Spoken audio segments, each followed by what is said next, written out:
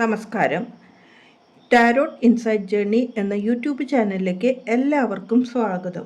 ഇന്ന് നമ്മൾ നോക്കാൻ പോകുന്ന സ്പ്രെഡ് എന്താണെന്ന് വെച്ചാൽ നിങ്ങൾക്കുള്ള ശക്തി എന്താണെന്നും നിങ്ങളെ ദുർബലപ്പെടുത്തുന്ന കാര്യം എന്താണെന്നും നിങ്ങൾക്കുള്ള അവസരങ്ങളും അതിനുള്ള ഒരു ഭീഷണിയും എന്താണെന്ന് നമുക്ക് നോക്കാം.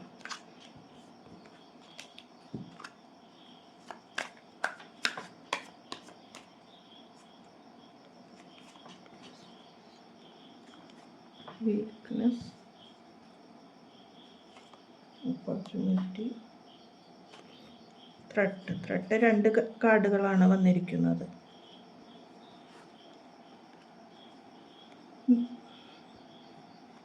Knight of cup, death, page of സോഡ്, threat എന്ന് പറഞ്ഞതിൽ ക്യൂൻ ഓഫ് സോഡും ഏസ് ഓഫ് സോഡുമാണ് വന്നിരിക്കുന്നത്.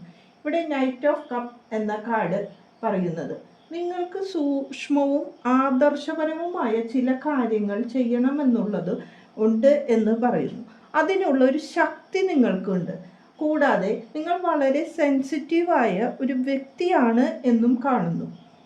ഒരു വാത്സല്യം, മറ്റുള്ളവരോട് വളരെ വാത്സല്യത്തോടു കൂടി പെരുമാറാനും അതിന് ചിന്തനീയവും സൂക്ഷ്മവുമായ കാര്യങ്ങൾ നിങ്ങൾ ചെയ്യും എന്നുള്ളതാണ് നിങ്ങളുടെ ജീവിതത്തിലെ സ്ട്രെങ്ത്. പക്ഷേ നിങ്ങൾ ചെയ്യുന്ന ചില കാര്യങ്ങൾ മറ്റുള്ളവരെ അംഗീകരിക്കുന്നതിന് കുറവ് കാണുന്നുണ്ട്. അതുകൊണ്ടാണ് നിങ്ങളുടെ സ്ട്രെങ്ത്തിന് കുറവ് വരുവാൻ കാരണം. ഇനി നിങ്ങൾക്കുള്ള വീക്ക്നെസ് എന്താണെന്ന് ചോദിച്ചപ്പോൾ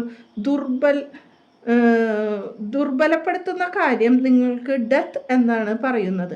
അതായത് നിങ്ങളുടെ ജീവിതത്തിൽ നിങ്ങൾക്ക് പല പ്രശ്നങ്ങളും നേരിടേണ്ട ഒരു അവസ്ഥയാണ്. ഈ അവസ്ഥയിൽ നിന്ന് ഒരു മാറ്റമാണ് നിങ്ങളെ ആഗ്രഹിക്കുന്നത്. ആ പലരുടെയും മുന്നിൽ നിങ്ങൾക്ക് നിങ്ങളെ തുറന്ന് കാണിക്കുവാൻ സാധിക്കാത്ത അവസരങ്ങൾ ഉണ്ടാകുന്നു എന്ന് കാണുന്നു. ഈ ഒരു കാര്യത്തിൽ നിന്ന് ഒരു മാറ്റം ആഗ്രഹിച്ചു കൊണ്ടിരിക്കുകയാണ് നിങ്ങൾക്ക് നിങ്ങളുടേതായ ഒരു ജയം വേണമെന്ന് ആഗ്രഹിച്ചുകൊണ്ടാണ് നിങ്ങൾ മുന്നോട്ട് പോകുന്നത്. പക്ഷേ മറ്റുള്ളവരുടെ അവസ്ഥകൾ കണ്ട് നിങ്ങൾ പലതും വിട്ടുകൊടുത്താണ് പോകുന്നത്. നിങ്ങൾക്കൊരു മാറ്റം അടുത്ത് തന്നെ യൂണിവേഴ്സ് തരുന്നു എന്നാണ് കാണുന്നത്. ഇവിടെ ഒരു സമാപ്തി അല്ലെങ്കിൽ ഒരു പുതിയ കാര്യത്തിൻ്റെ രൂപീകരണമാണ് കാണുന്നത്. സ്വാതന്ത്ര്യത്തോടു കൂടി കാര്യങ്ങൾ ചെയ്യുവാനും ചില കാര്യങ്ങളിൽ നിന്ന് ജീവിതത്തിൽ മോചനവും നേടുവാൻ പോകുന്നതാണ് ഇവിടെ കാണുന്നത്. നിങ്ങൾക്കുള്ള അവസരം എന്താണെന്ന് ചോദിച്ചപ്പോൾ പേജ് ഓഫ് സോഡ് എന്ന കാർഡാണ് വന്നിരിക്കുന്നത്. നിങ്ങളുടെ പല കാര്യങ്ങളും ഒരു ആത്മവിശ്വാസത്തോടു കൂടി ചെയ്യാനുള്ള അവസരങ്ങൾ നിങ്ങളുടെ ജീവിതത്തിൽ വരുന്നു എന്ന് കാണുന്നു. നിങ്ങൾക്ക് പുതിയ കാര്യങ്ങൾ ചെയ്യുവാനുള്ള ജിജ്ഞാസയുണ്ട്, പുതിയ ആശയങ്ങളുമുണ്ട്.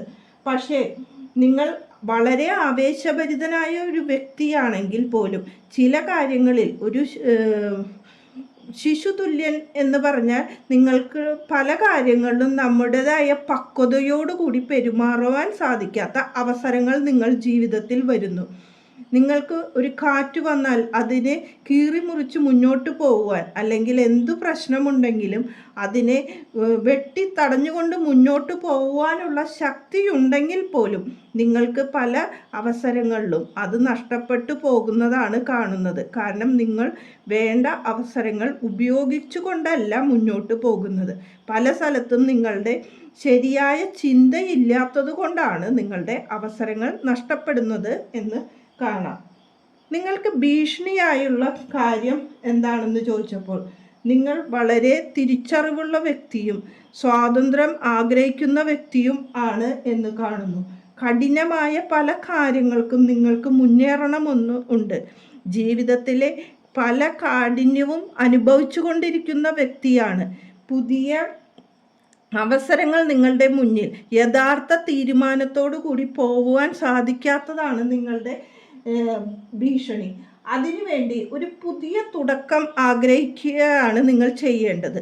പുതിയ തുടക്കത്തോടു കൂടി പുതിയ തീരുമാനങ്ങളോടു കൂടി നിങ്ങൾ മുന്നോട്ട് പോകേണ്ടതാണ് എന്ന് കാണുന്നു.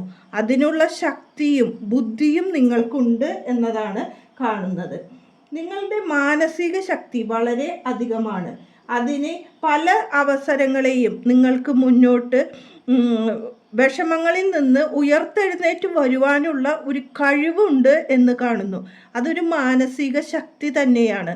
എന്ത് വെല്ലുവിളികൾ വന്നാലും നിങ്ങൾക്ക് ജീവിതത്തിൽ മുന്നോട്ട് പോകുവാനുള്ള കാര്യങ്ങൾ നിങ്ങളുടെ ജീവിതത്തിൽ ഉണ്ട് എന്ന് കാണുന്നു. യൂണിവേഴ്സ് നിങ്ങൾക്ക് തരുന്ന മെസ്സേജ് ദ ഫൂൾ എന്ന കാർഡാണ് ഇതിലെ ഓവറോൾ എനർജിയായി കാണുന്നത്. അതായത് നിങ്ങളുടെ ശിശുതുല്യമായ ഈ ചിന്തയില്ലാത്ത കാര്യങ്ങളിൽ ഏർപ്പെടുന്നത് കൊണ്ടാണ് നിങ്ങളുടെ ജീവിതത്തിലെ പല പ്രശ്നങ്ങളും എന്ന് കാണുന്നു. നിങ്ങളൊരു പക്വതയോടുകൂടി മുന്നോട്ട് പെരുമാറിയാൽ നിങ്ങളുടെ ജീവിതത്തിലെ കാര്യങ്ങളിൽ പുതിയ തുടക്കത്തോടു കൂടി എത്തിപ്പെടുവാൻ സാധിക്കും എന്നാണ് ഇവിടെ പറയാനുള്ളത്. നന്ദി, നമസ്കാരം.